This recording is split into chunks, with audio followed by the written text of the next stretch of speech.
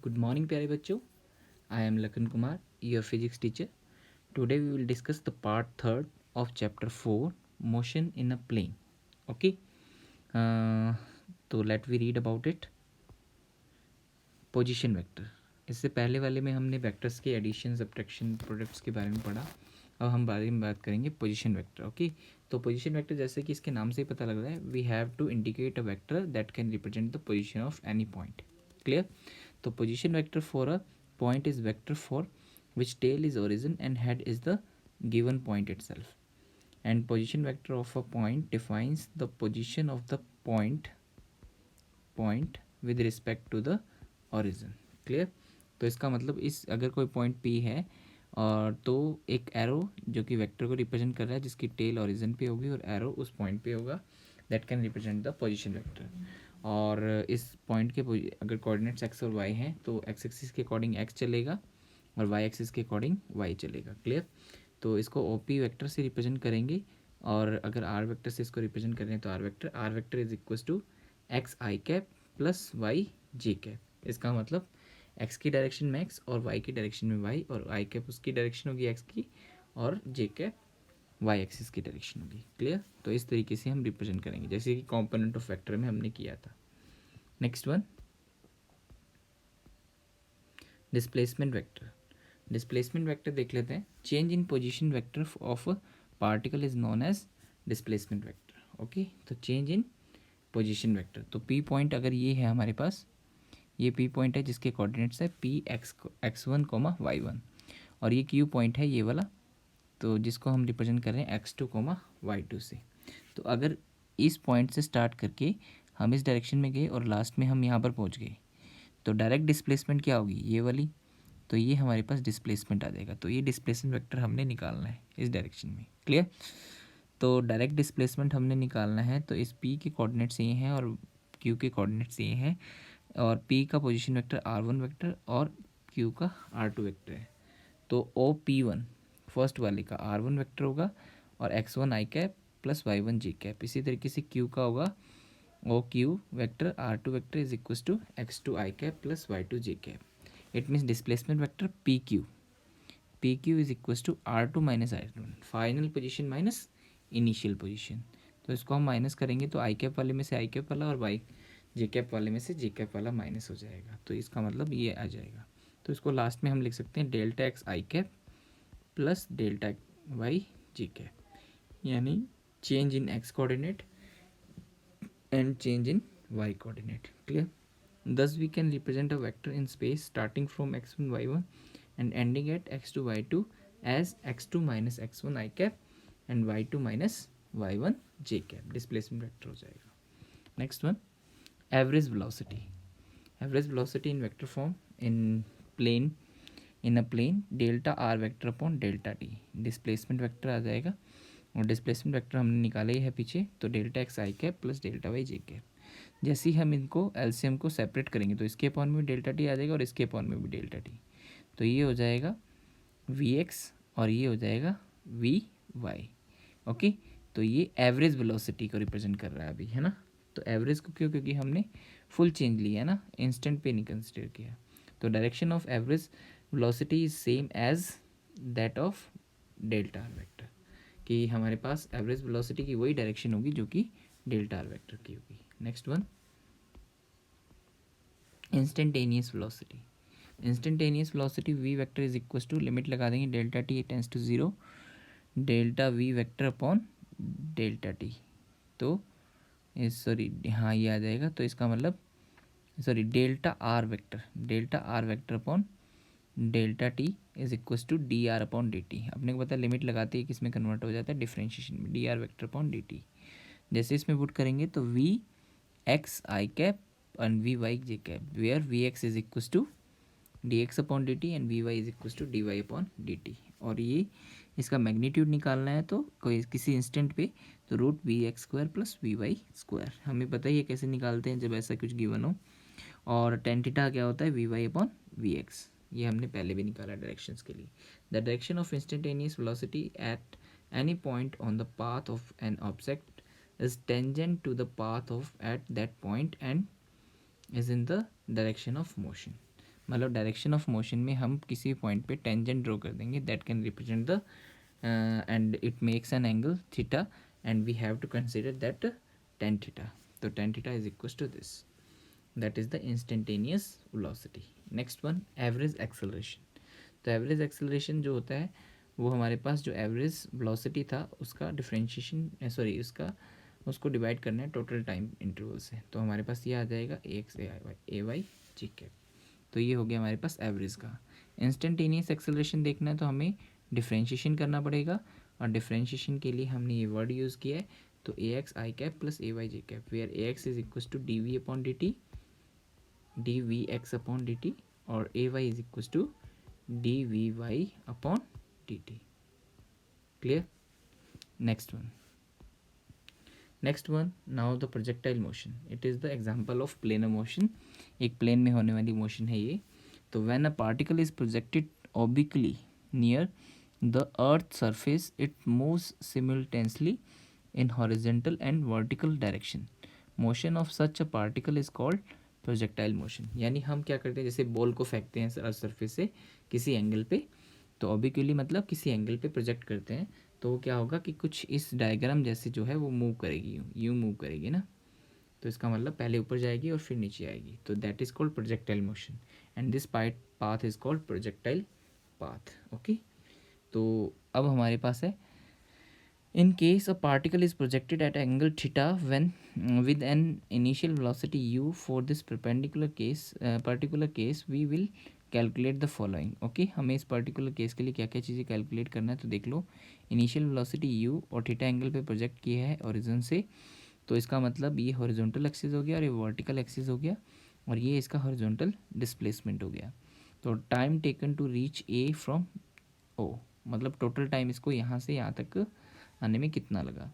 Horizontal distance covered by particle O A. Okay. तो यहाँ से यहाँ तक हॉरिजॉन्टल डिस्टेंस एक्स कितना कवर किया. Maximum height reach during the motion यानी ये जो हाइट है मैक्सिमम ये कितनी रीच उसने ऑब्टेन की.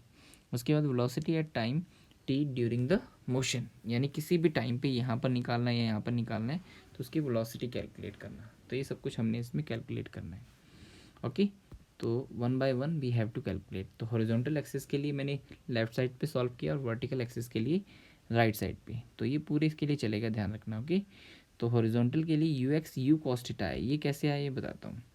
हॉरिजॉन्टल कंपोनेंट जो होगा वेलोसिटी का वो ये होगा यू एक्स. ओके. और वर्टिकल कंपोनेंट क्या होगा यू वाई. ओके. तो यू का पास वाला थीटा के पास वाला कंपोनेंट क्या होता है यू कॉस थीटा और दूर वाला यू साइन थीटा. तो ये आ जाएगा. क्लियर. तो ये हमने इसमें रखा है. तो you x is equal to you cos theta और u Y is equal to you sine theta. अब a x is equal to zero होगा क्योंकि हॉरिजॉन्टल डायरेक्शन में ना तो हमने कोई फोर्स लगाया है ना कुछ और किया है, एक बार उसको फेंक करके छोड़ दिया है. तो इसका मतलब हॉरिजॉन्टल डायरेक्शन में कोई फोर्स एक्सर्ट नहीं हो रहा. दैट्स वाई कि एक्सेलरेशन भी कितना है ज़ीरो है. ठीक है.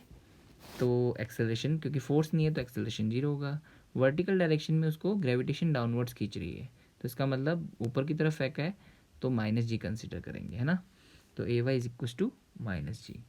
तो अब हमने फर्स्ट ऑफ ऑल इसके लिए सॉल्व कर लेते हैं. पहले इसके लिए देख लो.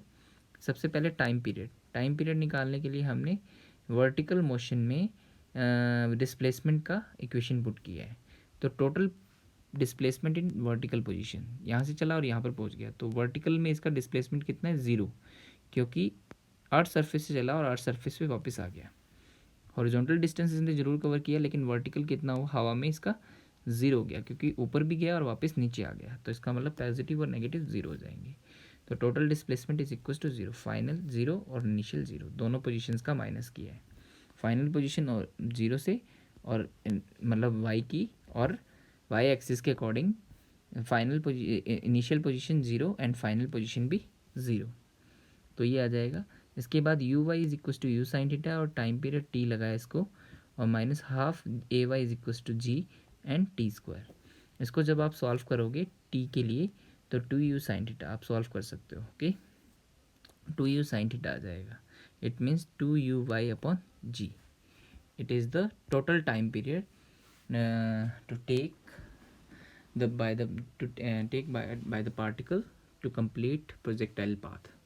ओके, हवा में इतने टाइम लगेगा। नेक्स्ट वन, एस एक्स इसके लिए यूज़ किया है क्योंकि हॉरिजॉन्टल डिस्प्लेसमेंट एक्स निकालनी थी, ये ना हॉरिजॉन्टल डिस्प्लेसमेंट को हमने यहाँ से आर पे रिप्रेजेंट किया है, तो उसके लिए हॉरिजॉन्टल डायरेक्शन में हमने डिस्प्लेसमेंट इक्वेशन यूज़ किया, इसमें सभी वैल्यूज पुट कर दी। तो हॉरिजॉन्टल डायरेक्शन में इसने 0 से स्टार्ट किया था और एक्स पे पहुँचा था, तो final minus initial x minus 0, you X का वैल्यू कॉस थीटा है और टी का टी है, ए एक्स इज इक्वल टू 0, ये रहा। इसमें जैसे T time period, total time जो यहाँ से यहाँ आने में लगा इसको, वो कितना है 2u साइन थीटा अपॉन जी, इसमें पुट कर दिया, तो 2u/y अपॉन जी, तो यू वाई का वैल्यू यू साइन थीटा है, तो u square sine theta cos theta ये आ जाएगा, अपॉन जी है, तो 2 कॉस थीटा साइन थीटा का वैल्यू होता है साइन 2 थीटा, ये हमने पहले भी सीखा है ना। तो it is the horizontal range भी बोलते हैं इसको, okay horizontal distance covered by the particle is known as range. Next one, अगर हमने इसकी किसी टाइम पे वर्टिकल वेलोसिटी निकालनी है तो v Y is equal to you y plus a y t. Okay, तो यहाँ पर v Y is equal to you sine theta minus g t, क्योंकि यू वाई का वैल्यू हमारे पास है, a Y is equal to minus g है और टाइम टी हो जाएगा। It means it depends on time t, मतलब जो वर्टिकल वेलोसिटी है किसी भी टाइम के ऊपर वो टाइम टी पर डिपेंड कर रही है। It is not a constant, time जैसे जैसे चेंज होगा तो ये भी वैल्यू चेंज होगी। It's magnitude first and decreases become zero and then increases, पहले ऊपर जाएगा, इसकी वर्टिकल वेलोसिटी धीरे धीरे कम होती जाएगी और ज़ीरो हो जाएगी, और लास्ट फिर उसके बाद मैक्सिमम हाइट से नीचे की तरफ आने हुए वर्टिकल वेलोसिटी बढ़ेगी नेगेटिवली अपोजिट डायरेक्शन में। ओके, नेक्स्ट वन देख लेते हैं। तो V X is equal to U X plus A X T, ये हमने हॉरिजॉन्टल में यूज़ किया है, वहाँ पर वर्टिकल में पहले हमने वेलोसिटी निकाला था वर्टिकल वाली साइड पे, अब हॉरिजॉन्टल वाली साइड पे निकाल लेते हैं। तो V X is equal to you cos theta, ये हमारे पास था, ठीक है, तो यू एक्स का वैल्यू पुट किया है इसमें, और ए एक्स का वैल्यू 0 है, तो इसका मतलब प्लस 0 आ जाएगा, तो यू कॉस थीटा। ओके, यहाँ पर हमने पुट कर दिया यहाँ से, ओके यू एक्स की जगह, और ए एक्स का वैल्यू कितना है 0 है, तो यहाँ पर प्लस 0 आएगा, 0 इंटू टी 0 ही होता है, तो ये यू कॉस थीटा जो है वो टाइम डिपेंडेंट नहीं है, इंडिपेंडेंट है। Okay, it means it is a constant, time के साथ इसकी वैल्यू चेंज नहीं होगी, क्योंकि हॉरिजॉन्टल डायरेक्शन में एक्सेलरेशन ही नहीं है, तो वेलोसिटी कैसे चेंज होगी। उसके बाद देखो time of ascent and time of descent, अब ये का मतलब होता है, मतलब ऊपर जाने के लिए कितना टाइम लगा और नीचे आने के लिए कितना टाइम लगा, है ना, तो वो हमने निकालना है। तो at top most point v Y is equal to 0, तो हमने वर्टिकल इक्वेशन लगा दिया और u sine theta minus g t आ गया, तो टी वन क्योंकि फर्स्ट निकाल रहे हैं हम एसेंट के लिए और फिर डिसेंट के लिए निकालेंगे, तो ये आ जाएगा एसेंट के लिए टी वन यूज़ कर लिया, तो यू साइन थीटा अपॉन जी। अब डिसेंट के लिए निकालना है, तो टोटल टाइम हमें कितना लगा था कैपिटल टी, तो उसमें से एसेंट का टाइम निकाल देंगे तो डिसेंट का टाइम आ जाएगा, तो t two is equal to t minus t one, तो टी का वैल्यू कैपिटल टी का वैल्यू था हमारे पास 2 साइन थीटा अपॉन जी, उसमें से जैसे ही ये माइनस करोगे टी वन का वैल्यू, तो ओनली क्या बचेगा 2 u sine theta upon g, sorry u sine theta upon g, तो दोनों टी वन और टी टू, यानी जितना उसको ऊपर जाने में टाइम लगेगा उतना ही नीचे जाने में टाइम लगेगा, तो दोनों इक्वल होंगे, जो कि फुल टाइम फ्लाइट के हाफ के इक्वल होगा। अब उसके बाद हम क्या करेंगे, इसका एशेंट यानी मैक्सिमम हाइट पर जाने में इसको कितना टाइम लगता, वो कितनी हाइट इसने कवर की, तो डिस्प्लेसमेंट इक्वेशन यूज़ कर लिया, और इसको सॉल्व करने के बाद हमारे पास आ गया टी वन का वैल्यू यहाँ से पुट कर देंगे।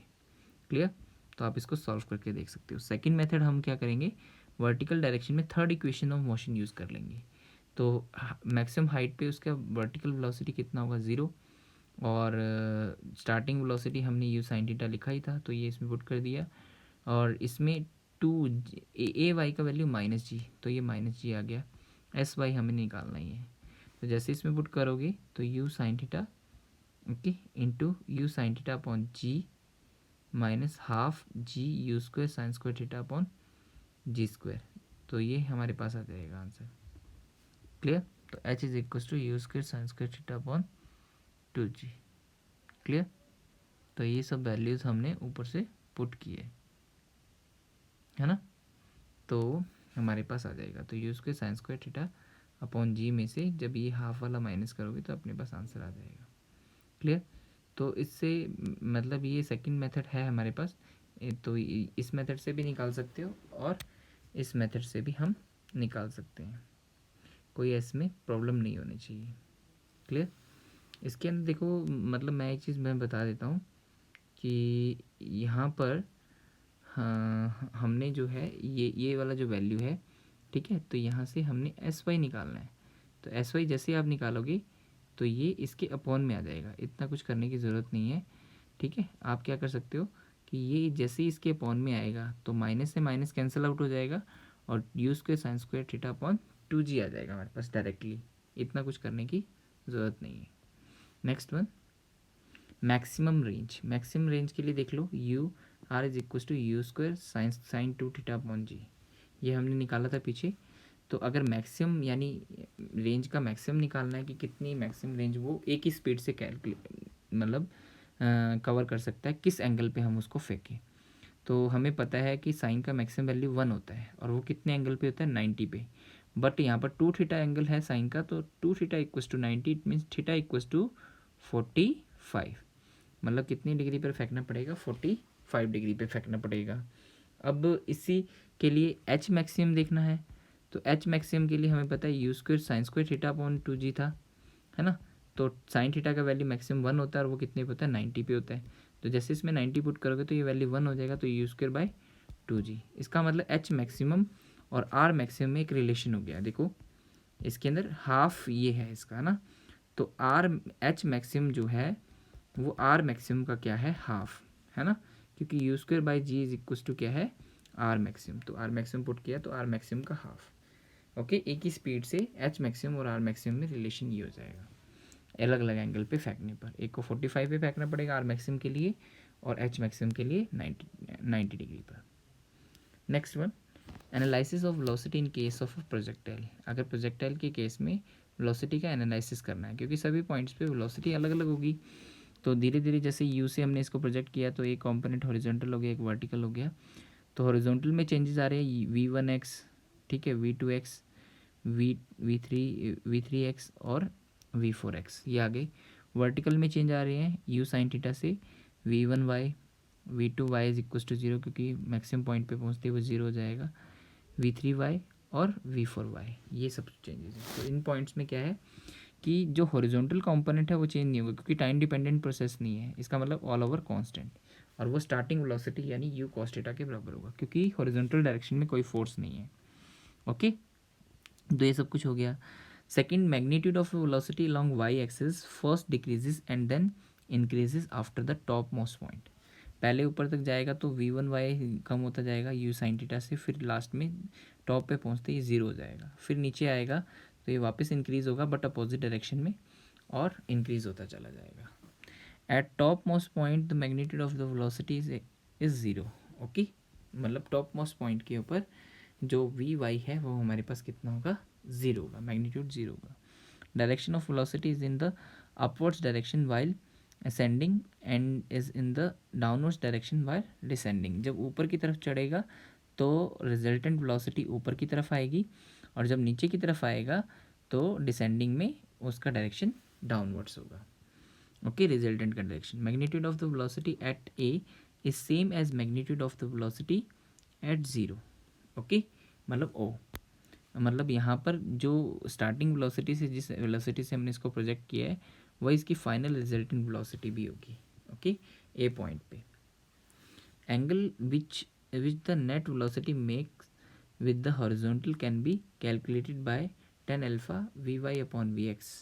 यानी वर्टिकल और हॉरिजॉन्टल कंपोनेंट ऑफ वेलोसिटी किसी पॉइंट पे हम देखना चाहते हैं कि हॉरिजॉन्टल से किस एंगल पे वो जा रहा है, तो हमें क्या करना है कि वर्टिकल वेलोसिटी का कंपोनेंट और हॉरिजॉन्टल कंपोनेंट को डिवाइड कर देना है। क्लियर? नेक्स्ट वन देख लो, इक्वेशन ऑफ ट्रेजेक्टरी यानी पाथ इक्वेशन ऑफ प्रोजेक्टाइल। तो ये क्या होता है वो देख लेते हैं। सॉरी,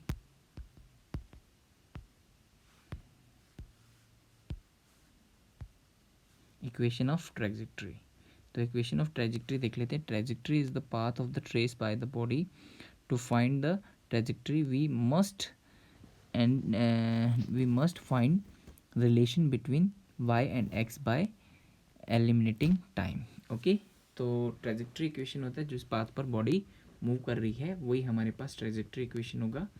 ओके, और सेकंड थिंग हमारे पास अगर उसका इक्वेशन निकालना है तो वो किस में होना चाहिए, पाथ का इक्वेशन है तो वाई और एक्स के कोऑर्डिनेट्स में, वाई और एक्स में। टाइम हम एलिमिनेट करना पड़ेगा, ठीक है, टाइम का नहीं होना चाहिए। तो इसको रेफरेंस को करके, रेफरेंस जो हमने पहले वाला डायग्राम लिया है उसी के अकॉर्डिंग चल रहे हैं। तो यू एक्स हमने लिखा था, यू वाई भी लिखा था, तो ए एक्स जीरो था, ए वाई माइनस जी था। तो दोनों इक्वेशन से हम डिस्प्लेसमेंट का इक्वेशन निकाल लेते हैं। तो वो क्या आ जाएगा, एस एक्स अगर एक्स एक्सिस के अकॉर्डिंग है तो यू कोस्टिटा इंटू टी, और ए एक्स तो जीरो है ही, आगे वाला स्टेप लिखने की ज़रूरत नहीं है, तो ये एक्स का वैल्यू हो गया। तो टी, क्योंकि हॉरिजॉन्टल में हमारे पास कितना डिस्प्लेसमेंट निकाल रहे हैं, किसी भी पॉइंट पे उसकी एक्स मान रहे हैं पोजीशन, तो एक्स अपॉन यू कोस्टिटा। इसी तरीके से वाई डायरेक्शन में निकाल लो। तो वाई डायरेक्शन में जब हम निकालेंगे तो वाई, यू वाई का वैल्यू कितना है, यू साइन थीटा, और टी का वैल्यू यहाँ से हम पुट कर देंगे, और माइनस हाफ, ये क्या था, ए वाई का वैल्यू माइनस जी, इसलिए यहाँ पर माइनस आ गया, और जी, और फिर टी का वैल्यू यहाँ से इसमें पुट कर देंगे, तो ये आ जाएगा आंसर। तो यहाँ से जब आप सॉल्व करोगे तो u sine theta upon cos theta tan theta हो जाएगा, ठीक है, यू से यू कैंसिल आउट और एक्स बचेगा। इसके बाद माइनस माइनस आएगा यहाँ पर, ये थोड़ा सा देख लेना, ये पूरी लाइन है ना, minus g x square upon two you cos square theta. It means ये किस ऑर्डर की है, ये है y is equal to b x minus a x square, है ना। तो b x minus a x square ये किसका इक्वेशन होता है, पैराबोलिक इक्वेशन होता है। किसका होता है, पैराबोला का होता है। तो पैराबोला आप मैथमेटिक्स में पढ़ोगे, जो ये शेप होती है इसको पैराबोला शेप बोलते हैं। तो this is the equation of parabola. तो बिकॉज तो ट्रेजेक्ट्री भी पैराबोला होगी, because the coefficient of x square is negative, it is inverted parabola, इसलिए उल्टा बना है ना, एक्स स्क्वायर की नेगेटिव वैल्यू है। अगर ऐसे होता, पॉजिटिव होता तो यू बनता, है ना, पैराबोला, ठीक है। इसके बाद देखो, path of projectile is a parabola होगा, ये तो पैराबोला है ही। इसके बाद अगर हम चाहें तो इसको आर की फॉर्म में भी, हॉरिजॉन्टल रेंज की फॉर्म में लिख सकते हैं। इसका फॉर्मूला ये होता है, और यहाँ से अगर हम थोड़ा सॉल्व करें तो ये आ जाएगा two u square upon g equals to a बीच में, अपॉन जी, जी को हमने मतलब यहीं पर रखा, और साइन थीटा कॉस थीटा इधर ले गए तो इसके अपॉन में आ गया। तो ये वैल्यू हम यहाँ पर पुट कर देंगे, टू यू स्क्वायर नीचे है और जी इसके अपॉन में आ सकता है ना। ये देखो, टू यू स्क्वायर नीचे है और जी इसके अपॉन में आ सकता है, तो two u square upon g is equal to r upon, ऐसे आ जाएगा ना। तो इसका मतलब यहाँ पर जब आप पुट करोगे तो आर और कोस के थीटा नीचे है ही, इसमें पड़ा ही है, और ऊपर आ जाएगा कोस थीटा और साइन थीटा, है ना। तो कोस थीटा से कोस थीटा कैंसिल आउट हो जाएगा, sine theta upon cos theta is equal to tan theta. तो टेन थीटा हमारे पास बचेगा, है ना, और साथ में एक्स स्क्वायर भी है, तो एक्स स्क्वायर भी यहाँ पर आएगा, है ना। तो यहाँ पर हो जाएगा tan theta upon r x square. तो इन दोनों स्टेप्स में, इसमें एक्स टेन थीटा और इसमें एक्स टेन थीटा कॉमन आएगा, तो इसके पास बचेगा एक्स अपॉन आर और इसके पास वन, तो one minus x upon r. तो ये इक्वेशन बन जाएगा। तो आप सॉल्व करके इसको देख सकते हो। तो वैसे इक्वेशन ये होगा, लेकिन आर की फॉर्म में लिखना है तो ये होगा। तो it is the complete knowledge of projectile.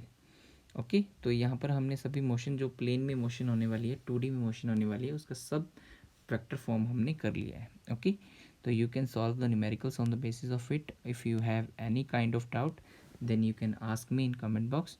Thank you beta.